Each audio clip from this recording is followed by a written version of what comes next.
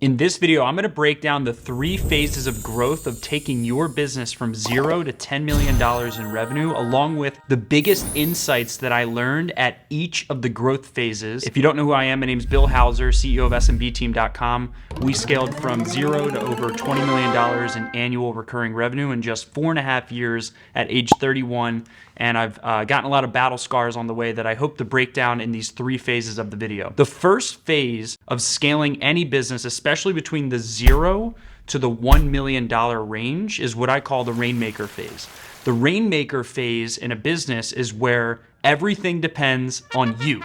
Every entrepreneur who's ever gotten started in business that created it themselves, they started by trading something they're good at for money. It's called a skills exchange, right? So you get really skilled at something, you go out into the marketplace, you say, hello everyone, I'm skilled at this thing, right? And then people go, okay, you can help my business with this thing, so here's some money, help me with that thing. That's why I've seen so many digital marketing agencies pop up over the last few years, is because it's a low barrier to entry niche, right? People can just pick up their laptop and they can just like start creating Google ads or Facebook ads for business owners. And if they can convince that business owner to sign up with them, then you can just trade your skills of digital marketing or perception of those skills into money. So that's the first phase. It's the rainmaker phase. And that's where everything is dependent on your personal sales skills and or your personal skills within the trade. Now, what I want to break down is the biggest insight around graduating from phase 1, which is the rainmaker phase, to phase 2. The number one skill that every entrepreneur needs to learn if they're doing under $1 million is sales. Sales, sales, sales, sales, sales. Like if you can't go face to face, on the phone, on Zoom, one-on-one, and get someone to give you money for the skills that you have, then you got to go back to the drawing board and you need to go and invest in yourself in learning sales skills. Now, it's really interesting, in the first phase of business growth, before you get to phase 2, the only thing that you should be focused on is number 1, sharpening your sales skills, and number 2, sharpening your skills. So let me break each of those down. I just broke down sales skills, right? So you need to continually sharpen your ability to negotiate and to turn maybes into yeses through your sales process, and especially set appointments, right? Get in front of people who can buy your product or service. But you also need to be focused on sharpening your skills. Remember, the skills that the marketplace is gonna pay you for. That's where all of your education should be. That's where all the books you're reading should be revolving around. That's where all of your focus should be, is on sales mastery and skills that you have that you're trading in the marketplace mastery. That's phase 1.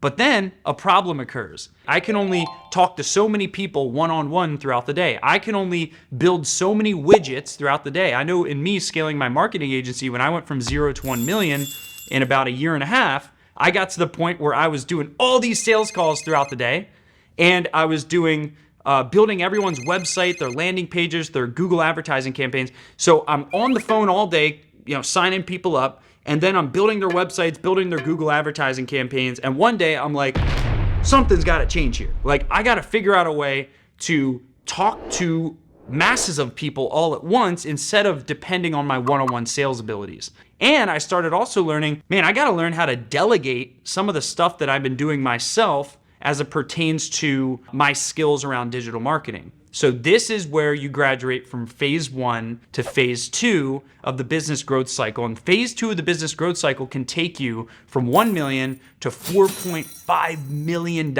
in revenue. And all you have to do is master one skill on the sales side and one skill on the skills side, right? So let me break this down for you. The skill that you need to learn on the customer acquisition side is marketing. So phase 2 of the business growth cycle is where you graduate from a sales focus to a marketing focus. So instead of doing one-on-one like cold calls with people or signing people up for your business on one-on-one basis, you now graduate to an approach where you're selling one to many. I remember my first experience with this. When we were growing our brand in the legal industry, I released my first marketing that I ever did, a YouTube video that I created, and I think like 50 people, 50, maybe 50 people have watched that video, and it's been years since I posted. So the video was definitely a failure, but I remember one day I got a phone call from someone, one of those 50 eyeballs who watched my video, and they said that they wanted to sign up with me. And I was like, holy crap, this is the first time anyone has ever called me, because I was sick and tired of calling people, cold calling them,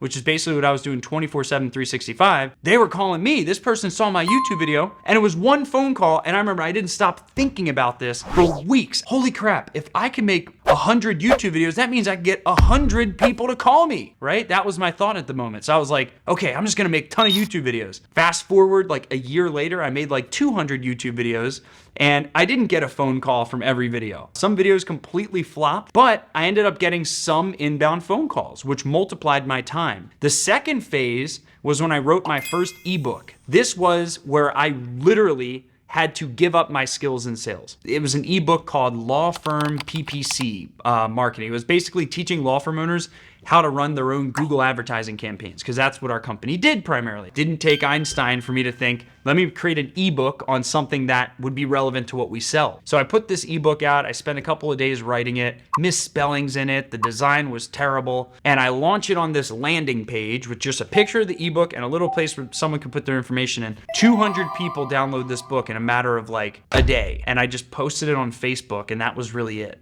And I'm like, holy crap, I'm gonna be rich. 200, do you realize how many people called me from those YouTube videos? This is like 20 times that. I have this list of 200 people who downloaded my book, and I start cold calling them. I applied all my sales skills to the people who had downloaded this ebook that I wrote. Big mistake, because they were just downloading an ebook. They weren't requesting a consultation from me. It was at that moment that I realized in order for me to embrace marketing, I have to let go of sales. I have to let go of this desire that made me successful. I mean, I built $1 million business on this skill. It's the exact skill that I had to divert from, because if I kept scaring people away every time they downloaded my ebook, they wouldn't keep downloading my ebook for long, and they surely wouldn't open my emails. How am I gonna stay in touch with these 200 people if I can't sell them? Oh, genius idea. I'm gonna start sending them an email a couple of times a week so that I'll stay top of mind with them. So I kept putting out these YouTube videos. A couple days a week, I would send them an email. I would send a link to the recent YouTube video that I posted. And now, a couple of months later, some of these 200 people who downloaded my ebook started calling me back and going, hey, I watched some of your YouTube videos. I think I'm ready to sign up with your company. Oh my gosh, this is magic. That's when I started discovering the mindset for you to scale your business through marketing is completely different than the mindset of scaling your business through one-on-one sales. Let me close everyone. Let me turn everyone into a signed contract. If you go into marketing with that mentality, you're not going to be marketing for long, right? And you're surely not going to scale your message to the masses. On the other end of the spectrum regarding my skills, when we started scaling our business, like I had to completely delegate everything. I had to completely stop building websites, completely stop building landing pages, Google advertising campaigns. I had to stop doing all the work that I was actually good at. The skill that I had to learn was, how do I hire people to replace myself in that area of the business? I'm scaling my time in the marketing side of the business, and I'm scaling my skills through the delivery side of the business. So these two things are happening simultaneously. And in your business and in your growth journey, you're gonna realize the same balance in the second phase of growth, when you're going past $1 million to 4.5 million in the marketing phase, which is phase 2 of the business scaling cycle. Phase 3 of the business scaling cycle is where it gets really exciting, because this is where you are able to get to $10 million in annual revenue. And there is one key skill, not two, one key skill that you must learn in order to thrive in going from 4.5 million-ish to 10 million in revenue. And that one skill is what's called level 5 leadership. Level 5 leadership is the hardest of all the skills to gain, but the payoff is phenomenal. Level 5 leadership is understanding the balance of basically build a culture of people who are better than you at practically everything in the company. You're not actually the one doing any of the stuff, but you're the one setting the vision, you're the one creating the culture, and you're the one creating the standards that everyone in the company lives by. That was another really hard shift for me. I became like the face of our company. Like through our marketing phase, we held the biggest events in the legal industry. I interviewed people like Magic Johnson, Kevin O'Leary, Mr. Wonderful, Alex Rodriguez, Gary Vaynerchuk. I started becoming this face behind the company. But when you become the face of the company, sometimes people can take that the wrong way. Sometimes people on your team and externally can take that as though you need to be the face, or you want to be the face because you want to be the smartest person in the room, right? And I started realizing this weird perception as we scaled our brand, both in my team and in outsiders who were observing our brand. I realized something's got to change here. Like, I got to back up from this marketing stuff and really become a leader that empowers my team and that gives my team a clear mission, vision, and values to live by. I remember the biggest wake-up call I ever had. Everyone on my team at the time pulls me into this office. They thought I was making the company all about me. And it was the most painful feedback I had ever received in anything I'd done in business.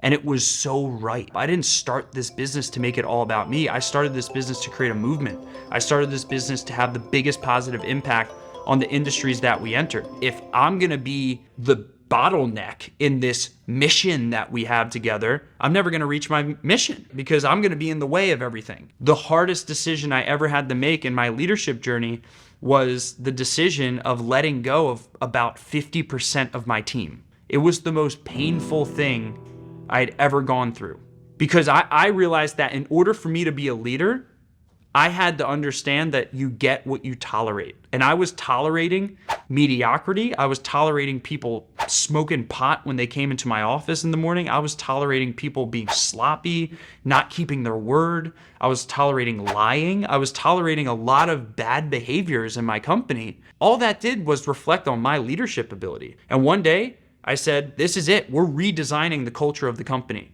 We're rebuilding this culture, and we're doing it from the ground up. And we're going to make it in a way where every person on the team is fully responsible for what they do. They're not going to be stepped on. They're not going to be micromanaged. And we're going to change this culture. That became my maniacal focus for 2 years. And that is what took us from, 4.5 million to over 10 million. And now, more than double that in our business. So I hope you find value in those 3 phases, my biggest insights in each of those 3 phases, and how you can apply that to your business as you're trying to scale from maybe just your first couple $100,000. Maybe you're just looking to start a business, or maybe you're a heavy hitter doing multiple 7 figures and you're looking to go to the next level. Find yourself in one of these 3 phases, and hopefully you also can find an epiphany, an insight, a way of thinking that you didn't see before, so you can apply it to where you're at right now to reach the next level. I hope you found value from this video. If you did, smash that thumbs up so that YouTube knows I'm not putting out bad stuff. Also, leave me a comment. What was your biggest takeaway from this? What's something you'd like me to make another video on so that I can release a new video on whatever your questions are? And make sure that you subscribe to the channel so you get updates when I release the next video. I'll see you in the next one. Stay great.